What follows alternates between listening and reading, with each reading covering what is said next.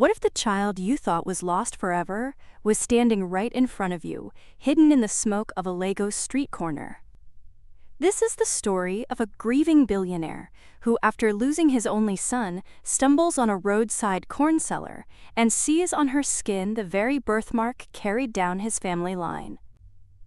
What follows is a story of secrets, sacrifice, and a destiny hidden in plain sight. Stay with us, because what started with a simple cob of roasted corn will unravel into betrayal, redemption, and a revelation that could shatter or save a family. This is Savanna Storytime, where every ember holds a tale and every life a twist.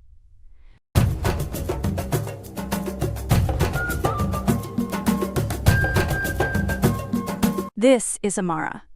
At 13 years, her world was smaller than a traffic stall and wider than her dreams. By the roadside, smoke curled from her corn grill, sparks dancing like tiny rebels against the Lagos dusk. She was quick with her mouth, quicker with her hands, and if survival was a subject, she'd be top of the class. Every day, the road was thick with noise and heat. And on this particular evening, LASTMA officers lingered nearby, bright yellow uniforms cutting through the crowd. Their job was simple: keep the traffic flowing, keep traders in check. But everyone knew they sometimes stretched that job to include seizing whatever looked vulnerable, and Amara's roasting pan looked very vulnerable. Just as one officer swaggered close, eyes on her grill, another figure appeared. Keen, billionaire oil magnate, walked the roadside with two aides trailing behind. For once, there was no convoy, no flashing lights, no boardroom. Just a man trying to breathe like an ordinary citizen. 1 month earlier, he had buried his only son and wife after a plane crash that tore a hole in his chest no wealth could fill. Tonight, he wanted to feel something different, pretend, just for an hour, that life could be simple again. The officer barked, "This one no get license, I go carry 'em." Before Amara could react, Kangi raised a hand, his voice calm, his words cool as ice in the heat. "Oga, a beg, the corn no get plate number." The crowd burst into laughter. The officer, caught off guard, smirked and moved on, pride bruised but ego intact. Amara blinked, then quickly recovered, tilting her head with the same boldness. "Yes now, OGA, you want arrest smoke?" The laughter swelled louder. For a fleeting second, the billionaire and the corn seller shared a strange, unspoken alliance. Keen smiled faintly, bought 2 cobs and lingered instead of walking away. He asked her small questions. Where she learned to grill, if she always stood there, why she smiled even when the fire smoked her eyes. Amara answered simply, busy turning corn, brushing her dusty hair back with the back of her hand. Then it happened. She lifted her fingers to scratch the side of her neck, pulling her scarf slightly lower, and there it was, clear against her brown skin. A mark shaped like a crescent, with a single dark dot inside it, the exact mark carried down in Keen's family line. For a moment, Keen forgot the fire, the crowd, even his grief. All he saw was a girl with dust on her cheeks, flames on her fingers, and a secret written into her skin. Thunder rumbled overhead. The first drops of rain spattered against the hot grill, hissing like warnings from the sky. Kane stood frozen, eyes locked on Amara's wrist, his lips parting in disbelief. Then strong hands tugged at him. His aides, who had been standing at a respectful distance, dragged him away quickly as the rain thickened. In silence, they bundled him into the waiting black SUV. The door slammed, the engine growled, and just like that, Keen was gone, swallowed by the storm and the city night. The rain followed him home. It tapped against the wide glass walls of his penthouse, steady and merciless, like a reminder he could not silence. Keen sat in the dark, jacket thrown aside, untouched food laid out on the dining table. The city glittered below, but his eyes stayed fixed on the reflection in the glass, his own hand trembling slightly as it touched the birthmark on his chest. For years, that mark had been his family's seal, a quiet inheritance passed from father to child. He remembered tracing it on his baby boy's skin, the boy he buried a month ago, his laughter now just an echo. The image of the corn seller's wrist kept flashing in his mind, a street girl with his family's mark burned into her skin. He stood, restless, pacing the marble floor. He tried to tell himself it was a trick of the firelight, an illusion, a coincidence, but his heart whispered otherwise. And when dawn began to pale the sky, Keen realized he had not slept a single second. The question still roared in his mind. Who is that girl? While Kane wrestled with shadows in his penthouse, Amara fought her own battles in a one-room face-me-I-face-you by the roadside. The rain that chased the SUV had chased her too, drenching the thin curtain that served as a door, dripping through the holes in the zinc roof. Inside, Ife, her mother, sat on the chair, rocking back and forth, humming a song that had lost its words years ago as she picked beans. Amara wrung out her soaked wrapper and spread it near the coal pan for warmth, and Ife started shouting at her to finish the remaining house chores. This was the life Amara lived. But Amara herself didn't sleep. She lay awake, listening to the dripping roof, the distant honk of Danfoss, the laughter of boys sniffing glue outside. In the city, Keen could not shake the image of the girl from his mind, so he returned, not once, not twice, but again and again. No convoys, no polished shoes, no security detail announcing his name. Just a man in plain clothes, hands in his pockets, walking into the crowd like any other Lagosian hungry for roasted corn. Amara noticed, of course. "Olga, you like my corn too much," she teased one evening, fanning the embers with a carton. "If you eat like this every day, your belly go big." Keen chuckled, surprised at himself. Weeks ago, he had buried his only son. Since that day, silence had ruled him like a tyrant. Yet here, beside the smoky fire of a roadside stall, he found himself laughing again. Not because of a polished joke, but because of a barefoot girl who made fun of him without fear. He began bringing little things, a bottle of cold water when the sun was cruel, a new pair of slippers when he saw her feet cracked and bruised. Once, he even handed her a slim children's storybook he bought on impulse at a petrol station. She turned it over in her hands as if he had given her gold. "You can read?" he asked softly. Amara nodded, eyes shining. "Oh, you are talking to the first position in the class." Kane found himself lingering longer each time. Sometimes they talked about nothing. The madness of Lagos traffic, the stubbornness of customers, the smoke that always found a way into the eyes. Sometimes they sat in silence, both staring at the fire as if it carried secrets. He never told her who he was. To her, he was just another man who liked corn and sometimes brought gifts. To him, she became something he didn't expect, a small light in a season of grief. Still, beneath the laughter and small conversations, suspicion remained curled inside his chest like a restless snake. That birthmark, that face, that fire in her eyes, they haunted him in ways he could not explain.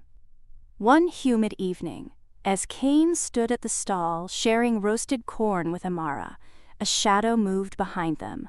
A woman shuffled closer, wrapper tied loosely. Amara looked up quickly. It was Ife. "Mama, welcome, sit small," she said. Kane watched silently, his chest tightening. This must be her mother. At last, he thought, could she be related to my family? The woman lifted her head. Keen waited for recognition, for some flicker of memory that would tie this woman to his past. Nothing came. No spark, no connection, no thread to pull. just a stranger, lost in her own world. Amara introduced both of them, and Ife thanked Keen for his continual patronage. Kane nodded slowly, disappointment settling over him like the weight of wet clothes.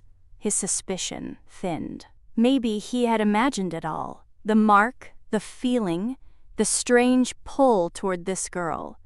Maybe grief had made him desperate to find meaning where there was none. He handed Amara some money for the evening's corn, forcing a smile. "Take care," he said quietly. Amara grinned jockingly, wiping sweat from her brow. "I always do." As Keen drifted into the dusk, the smoke of roasted corn clung stubbornly to his clothes, weaving itself into the folds of his shirt. He told himself to forget it, to stop chasing silhouettes in the face of a ragged street girl. But the memory of that birthmark refused to die. It pressed at the back of his mind like an unanswered question, insistent, unshakable. For 2 weeks, he came and went in half-hearted circles, telling himself he was only passing through. Yet his steps kept leading him back to that same roasting stall, his eyes searching for what his pride swore he wasn't looking for. It was on one of those afternoons that Amara, with the restless urgency of a child carrying too much truth, leaned closer to him.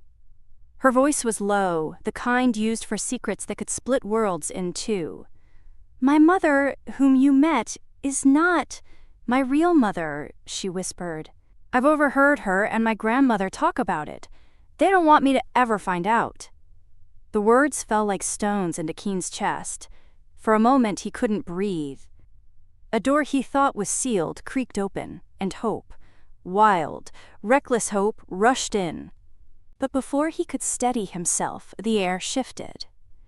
The grandmother herself appeared at the stall, moving with the sure, seasoned gait of someone who owned her silence. Keen's eyes locked on her face. There was something there, familiar, yet frustratingly blurred, as though he had met her once in another life, and the memory had been rubbed faint by time.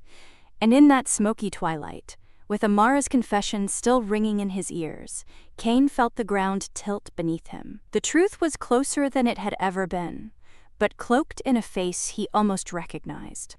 The afternoon air was heavy with smoke and drizzle as the old woman stepped closer to the stall. Amara smiled and greeted her warmly, but Keen's eyes stayed locked on her face. His breath caught. She stopped too, staring back at him, her mouth parting in surprise. The silence stretched until Amara looked between them, confused. Then the woman spoke first, her voice low and trembling. "Is it you, Keen?" He froze. The name fell from her lips like a bell struck in the dark. He knew her. The years had carved deep lines into her face, but yes, it was her. Nina. The old woman Ifunanya likes to visit in the village. Ifunanya was Kanie's first lover and wife, who died 13 years ago. Kanie's voice was hoarse. "Mama Nina, it's been over a decade." The old woman pressed a hand to her chest. "I thought I'd never see you again. I tried to reach you after Ifunanya died. I wanted to tell you," her voice broke, "but they said you had traveled abroad, that you left the country and would not return." Kane's heart clenched. He remembered those days all too well. The funeral, the pressure from his family, the whispers that chased him everywhere. And yes, the trip overseas, meant to drown his grief in work, money, anything but memory. But now, standing before him was a ghost from that past, alive and breathing. And beside her, a girl with his family's mark burning on her skin. Keen's pulse raced. "Tell me what?" he asked, his voice sharper now, urgent. Mama Nina looked at Amara, then back at him. Her eyes were wet, her lips trembling as though they carried a truth she had been holding far too long. Keen stared at the old woman, his breath unsteady, his heart racing. He had recognized her face. Faintly, but surely, a ghost from his past had stepped into the smoke of a corn stall. and with her came memories he had spent years trying to bury. This was Mama Nina, the quiet companion of Ifunanya, his first wife. Ifunanya, the name alone, was a wound. She had been his first love, beautiful and kind, a woman who filled his early marriage with laughter. But her womb remained silent. Months stretched into years, and no child came. Keen's family turned restless. They whispered, they pressed, they ridiculed her behind her back. Finally, they pushed Keen into taking another wife, Adai's. And though Keen tried to resist, he caved under the pressure of his elders. Adai's gave him a son, a healthy boy. The family erupted in celebration, showering her with praise. And in that same moment, Ifunanya's light dimmed. She became invisible in her own home, reduced to whispers and pity. But fate had a strange way of mocking envy. Just when hope seemed lost, Ifunanya conceived. For the first time, she carried life in her womb. Ken remembered how her eyes shone, how her laughter returned, how his own heart leapt back to her side with fierce devotion. Adaize noticed. Her joy turned bitter. Jealousy curdled in her veins. She whispered poison in the compound, that Ifunanya was cursed, that she would not survive childbirth, that her child would never see daylight. And then the night came. A storm tore across the sky as Ifunanya visited her village but went into premature labor. It was long, painful, merciless. She grew weak, her breath shallow, her voice breaking with each cry. She knew she was slipping away. With the last of her strength, she turned to Mama Nina, and she begged, "If I do not survive, take my child, hide her, protect her from my husband's second wife, swear to me." Minutes later, her cries went silent. The storm raged on, and Mama Nina kept her promise. She took the baby girl into her arms, cradled her like her own, and raised her in secret. To the world, she was nothing more than another poor child. To Cain, she had never existed. Until now. The girl roasting corn by the roadside was no stranger. She was Ifunanya's daughter, Cain's blood, hidden in plain sight all these years. The fire hissed as Amara turned another cob, unaware that the ground beneath her life had just shifted. She was only 13, living one roasted corn at a time. But to Keen, every crackle of the fire sounded like destiny whispering. He looked at her again, the mark on her skin, the courage in her eyes, the very presence that had unsettled him from the first day. Now it all made sense. This was no coincidence, no random child. This was blood, his blood. Amara caught him staring and frowned. "Oga, why are you looking me like that?" she asked, wiping sweat from her forehead. Cain forced a smile, though his throat tightened. "Because you remind me of someone." The truth thundered in his chest, but he held it back. She was too young, too innocent to understand the weight of betrayal, the cruelty of jealousy, the storm that had swallowed her real mother. For now, it was enough that he knew. The old woman, Mama Nina, sat quietly nearby, her eyes lowered, but she had seen the recognition in Keen's face. She had carried the secret for 13 years. And now it had finally found its way home. For Keen, grief twisted into something new. He had buried a son and his second wife. He had mourned the end of his line. But here, in the smoke of a roadside fire, stood a daughter he never knew existed. The world would not believe it. His enemies would mock it. But none of that mattered. Because in that moment, Keen understood one thing with absolute clarity. The girl before him was his legacy. The night deepened, the air thick with smoke and drizzle. Amara fussed over the fire, fanning it with a scrap of carton, oblivious to the storm raging inside Keen's chest. At last the silence broke. The old woman, Mama Nena, lifted her head. Her voice was low, but it carried the weight of years. "I cannot keep it any more," she said. Keen's eyes locked onto hers, sharp and unyielding. Amara turned, puzzled. "Mama, what are you saying?" The woman's hands trembled as she clutched the edge of her wrapper. Her gaze moved from Keen to Amara, then back again. She drew in a long, shaky breath.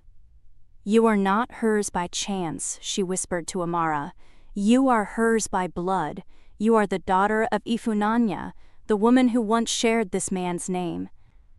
Amara's eyes widened. The words struck her like thunder. She stumbled back a step, shaking her head. "Daughter of who? I don't understand."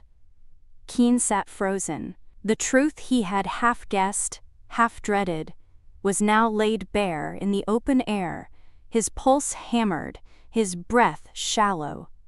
Mama Nina pressed on, her voice cracking under the weight of confession. "Amara, I know you knew Ife isn't your real mother.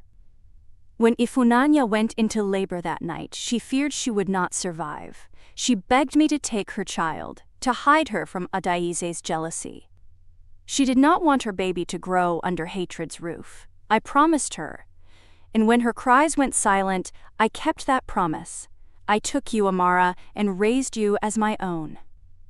The girl's lips parted, but no sound came out. Her eyes darted to Keen, searching his face for denial, for comfort, for anything that would steady her world. And Kene, he sat in silence, his soul split open. Ifunanya had left him a daughter, not dead, not lost, alive, breathing, standing right here by a cornfire in the middle of Lagos. The rain began again, soft at first, then heavier, as if the sky itself bore witness. And in the smoke and thunder, truth finally took its place. The cornfire sputtered in the rain, its glow dim but stubborn, much like the truth that had just been unleashed. Amara stood frozen, the world spinning beneath her bare feet. Keen's face was carved with shock. The grief of his lost son still clung to him like chains, but now another reality had cracked through. He was not childless. His line had not ended in a coffin. His blood had survived, hidden in smoke, raised in silence.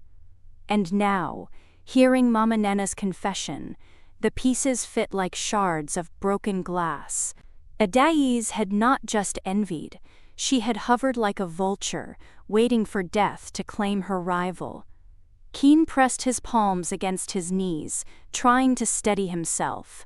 His breath came rough, ragged. He wanted to shout, but Adaize also died in the plane crash. Amara whispered, "So, who am I, really?" The question shattered Keen more than the answer. He reached out slowly, but stopped short of her hand, afraid of scaring her, afraid of promising too much too soon. "You," he said, voice raw, "are Ifunanya's daughter, my daughter, the one I never knew I had." The words cracked in the air like lightning. Amara's lips quivered, but no tears came. She was too stunned for tears.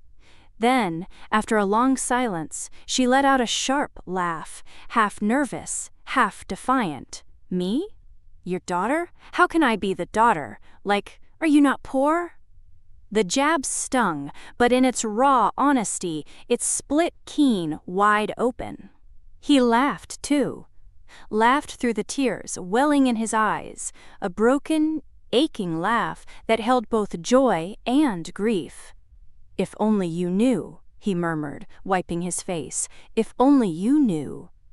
Behind them, Nina covered her face, her shoulders shaking. She had carried the secret for 13 years, but at last it no longer belonged to her alone. The reckoning had come. Weeks later, the roadside stall still smoked each evening, but Amara no longer stood there fanning corn with a torn carton. her world, had changed. When she first followed Keen into his penthouse, glass walls gleaming, chandeliers spilling gold across marble floors, her laughter died in her throat. Her mouth fell open, wide, wordless. She turned to him, eyes huge, disbelief painted across her face. And Keen, watching her stunned silence, gave a small, knowing smile, through eyes still red from weeping. "Now," he said softly, "do you still think I'm just a poor man?" The girl who once counted coins in a rusty tin now woke each morning in a room lined with bookshelves, soft sheets, and sunlight pouring through curtains. She wore trending clothes, tailored to her size. She no longer peered through classroom windows from the outside. She walked through the gates of the city's most prestigious school, her head held high. At first, no one knew her. Only a few familiar with the streets whispered, "Isn't that the girl from the roadside?" But whispers died quickly when Amara raised her hand in class and answered questions with a sharpness that left even the teachers stunned. She wasn't just surviving now, she was thriving. The house she returned to in the evenings no longer echoed with silence. It was filled with laughter again, the laughter of a girl rediscovering joy and of a man rediscovering fatherhood. Keen walked taller now, not because of wealth, but because destiny had returned to him what grief had stolen. And Nana and Ife? They sat in comfort at last, with the promise to Ifunanya finally fulfilled. Nana watched her granddaughter blossom, no longer hidden, no longer nameless. The corn fire still burned in Lagos streets, but Amara's fire had moved higher. From ashes and smoke she had risen into light.